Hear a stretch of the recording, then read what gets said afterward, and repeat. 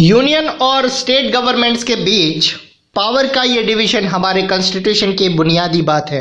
अधिकारों के यानी कि पावर के इस शेयरिंग में चेंजेस करना आसान नहीं है। अकेले संसद इस सिस्टम में चेंजेस नहीं कर सकती। ऐसे किसी भी चेंजेस को पहले संसद में दोनों हाउसेस में 2/3 यानी कि 2/3 मेजोरिटी से मंजूर किया जाना होता है। फिर कम से कम आधे स्टेट्स के विधानसभा से इसे मंजूर करवाना होता है, तब जाके ये पॉसिबल होता है। कॉन्स्टिट्यूशनल प्रोविजंस और लॉज के इम्प्लीमेंटेशन के देखरेख में जुडिशरीज यानी कि हमारा जो ज्यूरिडिक्शंस है वो इम्पोर्टेंट रोल निभाती है। पावर्स के शेयरिंग के रिलेटेड में अगर कोई भी कॉन्फ्लिक्ट होने की हालत में फैसला हाई कोर्ट और सुप्रीम कोर्ट में ही होता है। गवर्नमेंट चलाने और अपनी जिम्मेदारियों को निभाने के लिए ज़रूरी है कि वो आपस में यूनियन और स्टेट गवर्नमेंट को टैक्स लगाने और रिसोर्सेज को जमा करवाने के पावर्स हैं। लेट अस रिवाइज पढ़ते हैं। पोखरण, जहां इंडिया ने अपने परमाणु परीक्षण किए, राजस्थान में पड़ता है। मान ले कि अगर राजस्थान की गवर्नमेंट यूनियन गवर्नमेंट की परमाणु नीति को या उसकी पॉलिसीज की विरोधी होती तो क्या वो यूनियन गवर्नमेंट को परमाणु परीक्षण करने से रोक सकती थी?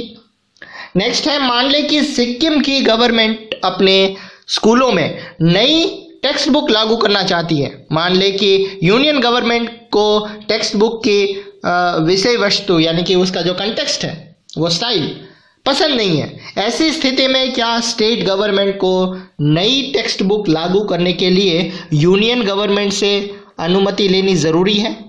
मान ले कि नक्सलियों से निपटने की पॉलिसी के बारे में आंध्र प्रदेश, छत्तीसगढ़ और उड़ीसा के मुख्यमंत्रियों की राय अलग अलग है।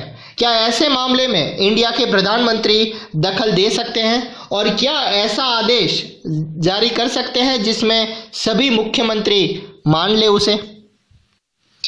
अब बात करते हैं कि हाउ इज फेडरलिज्म प्रैक्टिस्ड, किस तरह से ये कामकाज ये किस तरह से चलती है। फेडरलिज्म सिस्टम या फेडरल सिस्टम के कारगर कामकाज के लिए कॉन्स्टिट्यूशनल प्रोविजन जरूरी है, पर इतना सफिशिएंट नहीं है, पर्याप्त नहीं है। अगर इंडिया में फेडरल पावर सिस्टम कारगर हुई है तो इसका कारण सिर्फ कॉन्स्टिट्यूशनल प्रोविजन नहीं है।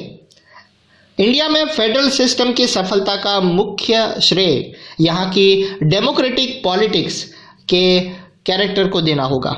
इसी से फेडरलिज्म की भावना, डाइवर्सिटी का आदर और साथ साथ रहने की इच्छा का हमारे देश के एक अच्छे रूप में, एक आइडियल के रूप में स्थापित होना सुनिश्चित किया है। आइए तो फिर कुछ ऐसे मेन बातों पर गौर करें जिनसे पता चलता है कि यहाँ काम किस तरह हो पाया है। इसमें सबसे पहले बात करते हैं लिंग्विस्टिक स्टेट्स यानी कि भाषा के ऊपर, भाषा के आधार पर स्टेट्स। तो भाषा के आधार पर प्रोविंस यानी कि स्टेट का गठन हमारे देश की डेमोक्रेटिक पॉलिटिक्स के लिए पहली और एक बहुत ही मुश्किल परीक्षा थी।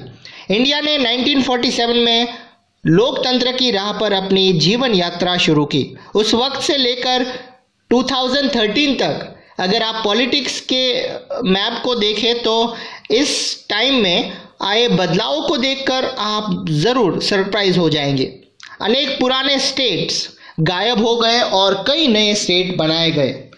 कई प्रोविंस यानी कि स्टेट की बाउंड्रीज, एरियाज और नाम बदल दिए गए। नए स्टेट्स को बनाने के लिए 1950 के दशक में इंडिया के कई पुराने स्टेट्स की बाउंड्रीज बदली गई। ऐसा ये इंश्योर करने के लिए किया गया कि एक भाषा बोलने वाले लोग एक स्टेट में आ जाए।